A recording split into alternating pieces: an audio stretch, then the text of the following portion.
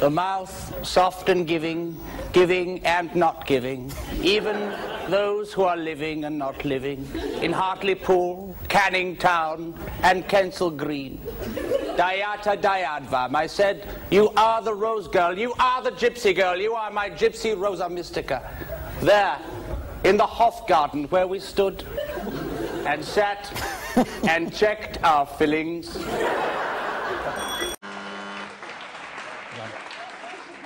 Say Jack. Stop it. A piping which no less peremptorily placed itself next to Mr. Naggs and Mr. Noggs, indeed Mr. Niggs, who all so quickly, in but a moment, brought forth the quill and the lemon peel and scraped it even so as the long lines in the faces, rivulets in the delta even of their physiognomies, looked down upon Mr. Pigs, Mr. Pags, and indeed Mr. Piggywigs, who came up the garden path, through the dizzy spell, across the hills, and into the trees, where they met Ernest Hemingway. Black, black, the black of the eyes going closer and closer and lower, and ah, yes, the tongue inside me, yes.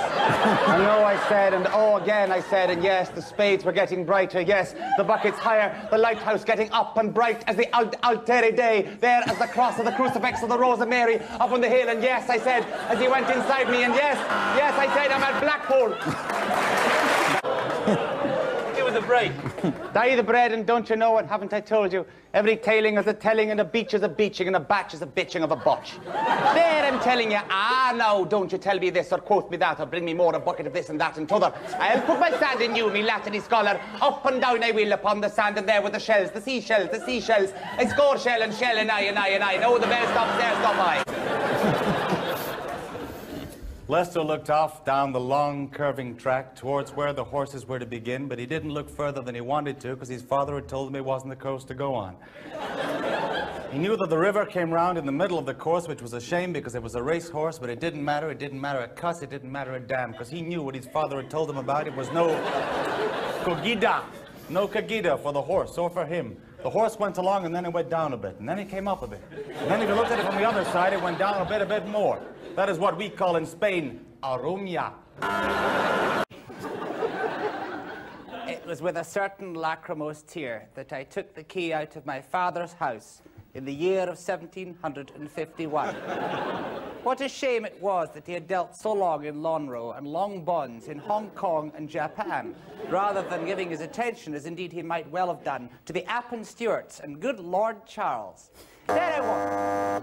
Well, of course, sir, I'm a Jacobite. I spent all my time in the city with my hair combed backwards like Edward Fox. Is that no reason not to be one? I said to David Brake. And forward he came, across the heather. The light was now going down, across the hills. And there I heard the sound of the redcoats getting closer, closer and closer. Oh, David, save me, he said. And suddenly I realized that I'd moved from a novel by Robert Louis Stevenson into the world of David Steele and David Owen.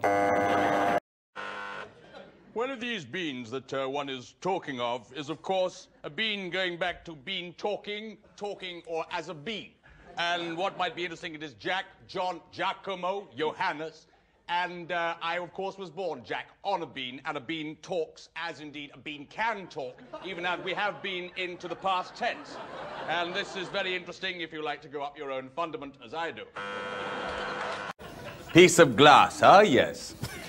The Colonel Balazar Alcazar Diaz Macaya had often looked down into Macondo. Only the other morning he had got up to see his wife rise from her bed in beautiful Colombian silk, only to turn into a large white bird. Or was it a llama?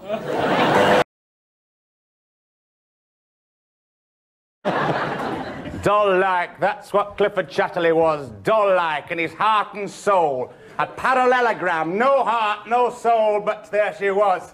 Constance Chatterley was there, looking down at her beauty, manly, powerful he was, Mellors, built like a chestnut mare, riding her, the plumed serpent of his turpitude, lost now inside her, no brambles round castle, all love and passion deep inside her. Fact, fiction, it was all reality to me.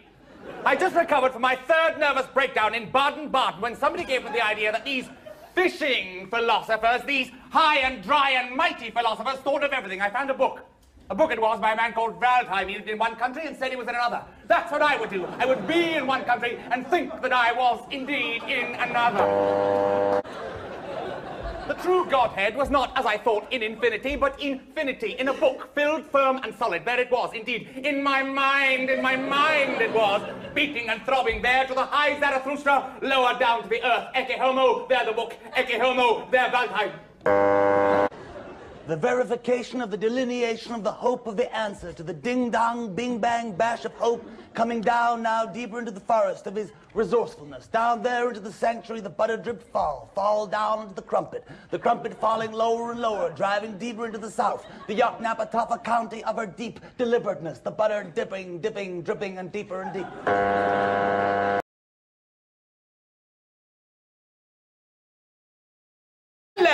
Hello, said the booming, merry voice of Bob Cherry. What are you doing here, you frabjous, fat, footling owl? I'm going to get some long bonds and go into gilt, said Bunter. Oh, draw it mild, said Morley, throwing a pushed pincushion across the room. Come on, don't be the giddy ox with us. What are you really doing, you fat, foozling, chocolate-snuffling clunker? Well, I don't know, said Bunter, but I think, actually, I'm going to break wind. No!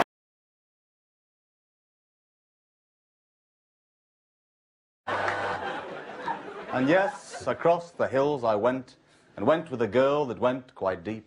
And deep I went inside that girl, deep inside that girl with the sheep. And there upon the Orkneys waiting, there in Shetland also waiting, girls in blue knickers lined up from the Old Man of Hoy.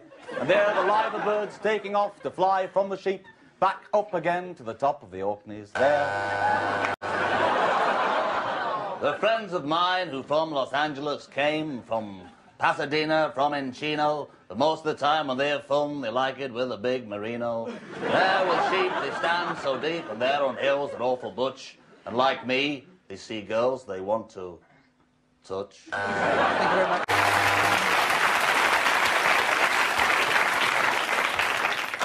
Willie 1 and Willie 2 one day went out with Wally Grout.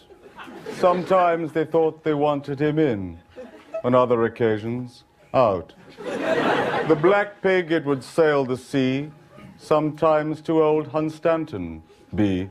And I would have some afternoon tea and then be sad. But then, that's me. Now higher and higher into the hope of happiness. Down now, down again into the sanctuary, the deep, voluptuous sanctuary of his lechery. There inside, the hope denying, the hope reliving again, revivifying all hope in the answer to the improbability of the indefatigable hope of the answer of the improbable. The butter would come, and down would go the toast, and Holy Ghost and all.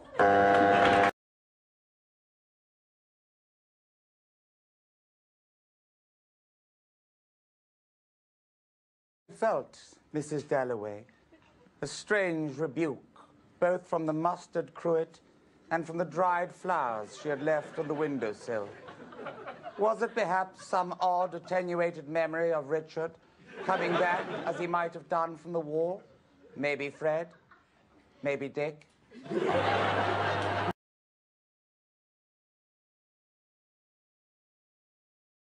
She had felt...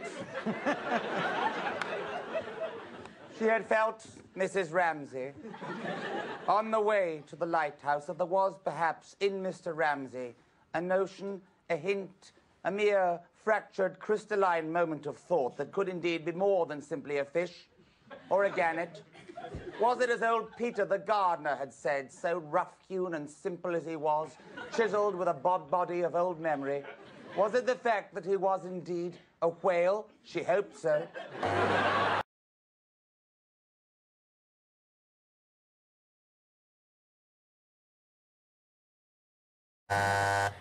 I was going to get out of bed, but I couldn't make up my mind whether to or not. Then I realized that Bianca Jagger, Jules Olitsky, and Bobby Rauschenberg were coming round. Hi, Andy. Hi, Bobby. Hi, Bianca. Hi, Jules. I said. I made them a cup of coffee.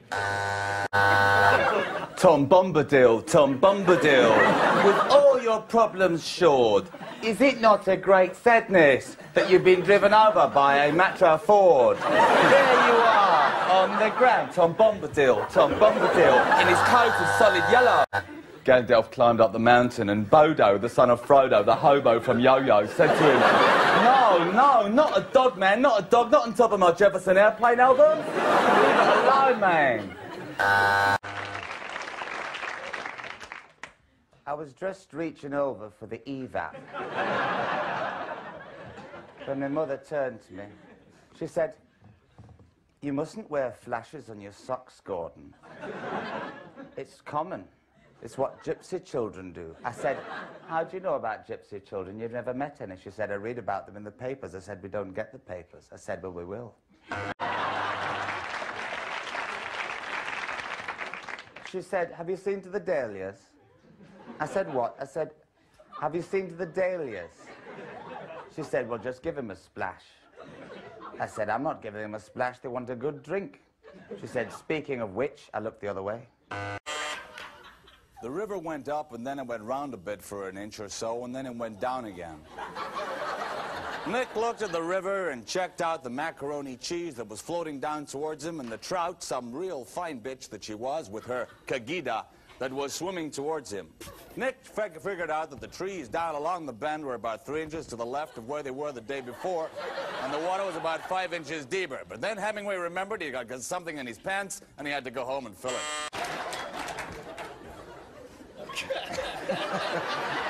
Come on, Ernest. Nick looked at the dog, doing it doggy style with the trout by the water. It was good. It reminded him of Spain, and even Robert Jordan, even Gary Cooper. But then again, he was on mescaline.